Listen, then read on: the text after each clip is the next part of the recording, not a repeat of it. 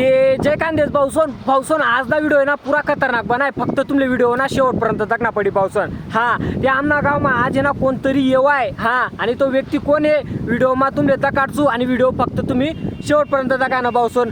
आजपर्यंत ना मी सुद्धा तेसले ना सामने डोळ्या काय दखेल नाहीये, मी आजपर्यंत ना तेसले मोबाईल मा दख दिरान तू तेस ना मोबाईल मा व्हिडिओ दख दिरान तू ते, पण फायनली ते आज आमना गावमा इरानात, आणि तो व्यक्ती कोण आहे व्हिडिओ मा तुमले तकाडचू, आणि मी बी लाईव्ह दखसू, फक्त व्हिडिओ तुम्ही शेवटपर्यंत दखजात। चला मग चौथ मग दखाले।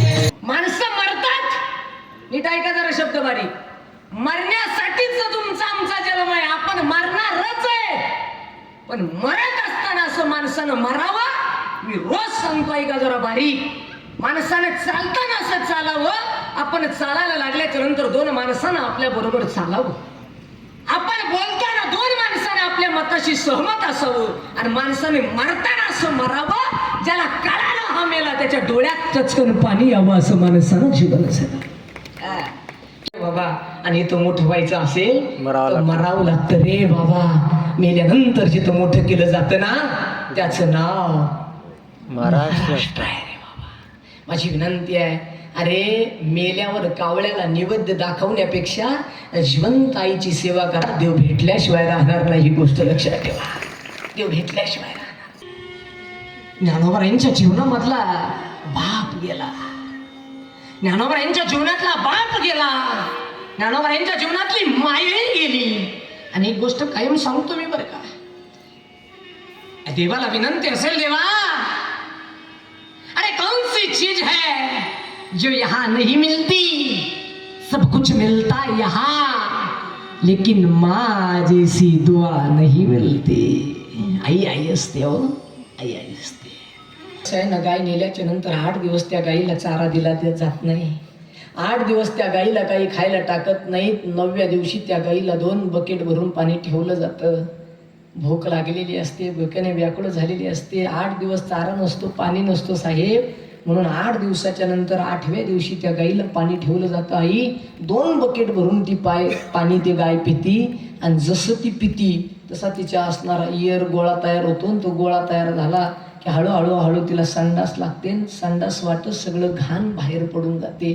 सगळं शेण धुवून टाकण्यासाठी पाणी पाजतात आणि पाण्या वाटत सगळं शेण धुवून जातं आणि 9व्या दिवशी त्या गाईच्या अंगावर उकळतं पाणी टाकलं जातं. साहेब ज्यावेळेस त्या गाईच्या अंगावर उकळतं पाणी टाकलं जातं चर वेदना मेंदूपर्यंत जाते, हंबरडा फोडते गाय. आणि उकळलेलं पाणी टाकल्याच्या नंतर उकळलेलं पाणी का टाकतात तर त्या गाईचं कातडं फुगावं आणि मांसापासून चिटकलेलं कातडं वेगळं व्हावं म्हणून गाईच्या अंगावर उकळतं पाणी टाकतात. साहेब त्या गाईचं कातडं का गाईवर पाणी का टाकतात ती सोलायला सोपं जावं म्हणून पाणी टाकतात. उकळतं पाणी टाकल्याच्या नंतर एवढाले फोड गाईच्या अंगावर येतात. साहेब आणि 10व्या 11व्या दिवशी त्या गाईला हिरवा चारा दाखवला जातो. आता 10 दिवस उपाशी असणारी गाय ती हिरवा चारा पाहते. तिला वाटतं आता मला हा चारा भेटेल, आता हा चारा मी खाईल, आता हा चारा मला भेटेल, आता हा चारा मी खाईल असं त्या गाईला वाटतं. ती गाय त्या चाऱ्याच्या जवळ जाते. थरथर त्या पावल्यानं गाय चाऱ्याच्या जवळ जाते. चारा असा पुढे धरला जातो. गाय अशी हळूहळू येत असते. चारा इथं धरलेला असतो. गाय हळूहळू येत असते. मध्ये असं लोखंडाचं एक स्टँड केलेलं असतं. गाय त्या लोखंडाच्या स्टँड पर्यंत येते. पाय गुतले जातात आणि पाय गुतल्याच्या नंतर ती गाय असं मुंडकं हळूच पुढं करते. इतकं पुढं करते की आता तिच्या चारा तोंडात येणार करते आणि जसा करते तसा वरून टक्कन कोयता पडतो. गायचे 2 भाग होतात. उजव्या बाजूला मुंडकं पडतं. साहेब डाव्या बाजूला धड पडतं आणि ती गाय तर पडते.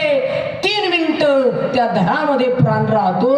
त्यावेळेस ती गाय काय विचार करत असेल साहेब? ती गाय त्या पांडुरंगाकडे पाहत असेल आणि ती गाय देवाला प्रश्न विचारत असेल, देवा अरे ज्या शेतकऱ्याला मी माझं दूध दिलं, ज्या शेतकऱ्याला मी माझं शेण दिलं, ज्या शेतकऱ्याला मी माझं वासरं दिली, त्या शेतकऱ्यानं माझं दूध पिलं रे देवा. अरे देवा त्या शेतकऱ्याच्या आईनं त्याला फक्त 2 वर्ष दूध पाजलं तर त्या आईला यानं आयुष्यभर सुखात सांभाळलं. मग देवा मी तर या शेतकऱ्याला 15 वर्ष दूध पाजलं, मला कारे कत्तलखान्यात विकलं म्हणून त्या गाईला कधी कत्तलखान्यात देऊ नका. काय कापायला जाणारी गाय जो माणूस कापायला देतो त्याला आशीर्वाद देते. माणसा मी तुला शेण दिलं, मी तुला वासरं दिली, मी तुला माझे लेकरं दिली, माझं दूध दिलं तरी सुद्धा मी तू आम्हाला कत्तलखान्यात विकलं ना. ऐक रे भल्या माणसा, तू जर मला कत्तलखान्यात विकत असशील तर तुझे सुद्धा लेकरं बाळ कत्तलखान्यात नेल्याशिवाय राहणार नाही. या गाईनं दिलेला श्राप आहे. गो हमारी माता है, गो हमारी माता है हा शब्द तुमच्या रक्तात मिसळला पाहिजे. प्रत्येकाच्या घरी किमान एक तरी गाय वाचली पाहिजे. गोष्ट लक्षात ठेवा. म्हणून माझी हात जोडून विनंती आहे, गाईला वाचा, गाईला प्राधान्य द्या, गाईचं दूध त्या ठिकाणी प्राशन करा, घ्या. तुम्हाला त्या ठिकाणी देवाची प्राप्ती झाल्याशिवाय राहणार नाही. झालेली कीर्तनपी सेवा सगळ्यांच्या चरणावर समर्पित करतो. गायक वादक गुणीजन टाळकरी माळकरी विनिकरी चोपदार भालदार सगळ्याला वंदन करतो.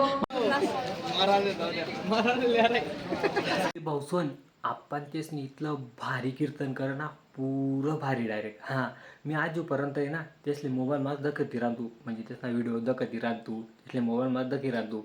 आजपर्यंत मी फेस टू फेस आणि लाईव्ह कधी दखी नव्हतं, पण म्हणे आज फर्स्ट टाइम दखते बी कोडे आमना गावमा. हां आमना गावमा येलो होतात आणि भारी कीर्तन करत तेच नाही डायरेक्ट. आणि भाऊसोन 11 वाजता कीर्तन सरी झालं होतं. ते आता मला थोडासा येवाले टाईम घ्या, 11:30 वरवी झाले थोडा. ते आता 11:30 वाजता व्हिडिओ एडिट करचू. तो एडिट पुरा कंप्लीट करीच आणि सकाळी लगे अपलोड करना पडी. हां आणि तो एडिट करायला कितला तास लागतं कितला आणि कमसे कम 1.5 तास किंवा 1 तास तरी पक्का लागे व्हिडिओ एडिटिंग करायला. हां ते चला मग भाऊसोन भेटू आता दुसरा व्हिडिओ. मग बाय बाय.